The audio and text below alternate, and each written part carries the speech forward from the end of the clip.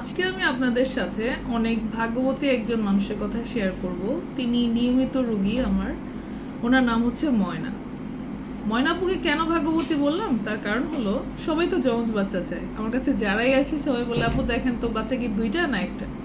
তো যমজ বাচ্চা শুনলে সবাই অনেক খুশি হয়ে যায়।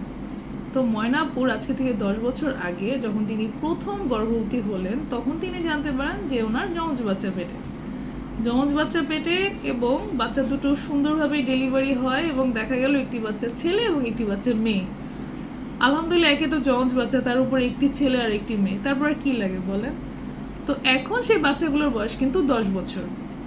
10 বছর পরে এসে আপু আবার বাচ্চা নিতে আগ্রহী হলেন এবং উনি যখন কনসিভ করে ফেললেন তখন থেকে চিন্তা করেছেন আমাকে দেখাতে আসবেন।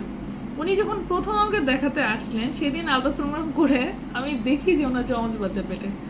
অর্থাৎ 10 বছর পরে আবারও মানুষটা বাচ্চা নিলেন এবং দেখলেন যে ওনার যমজ বাচ্চা। তো আজকে আপনাদের সাথে আপুর ভিডিওটাই শেয়ার করব। আল্ট্রাসাউন্ড যখন করছিলাম তখনকার ভিডিওটা। আপুর ব্যাপারটা অনেক ইন্টারেস্টিং, এই জন্য আপনাদের সাথে শেয়ার করলাম। আপনাদের সকলে সুস্বাস্থ্য কামনা করছি। ধন্যবাদ। আসসালামু আলাইকুম। অনেক ভাগ্যবতী একটা পেশেন্টের আলট্রা করতেছি বলা যায় না। ময়নার প্রথমে 2টা বাচ্চা যমজ। আজকে থেকে 10 বছর আগের কথা। মাঝখানে তুমি দীর্ঘদিন যমজ বাচ্চা হওয়ার পর আর বাচ্চা নাও নেই, হয়ই নেই। দুটাকে অনেক সুন্দর করে লালন পালন করে যেই 10 বছর হয়েছে এখন তুমি আবার কনসিভ করলা।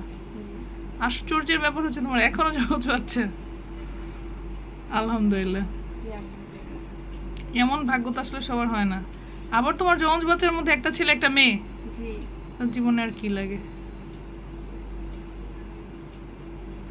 তুমি যখন নামাজে বসবা সব মেয়েদের জন্য দোয়া করবা যেন নিঃসন্তান সবাই একটা করে সন্তান পেয়ে যায় আল্লাহর কাছ থেকে, ইনশাল্লাহ ইনশাল্লাহ।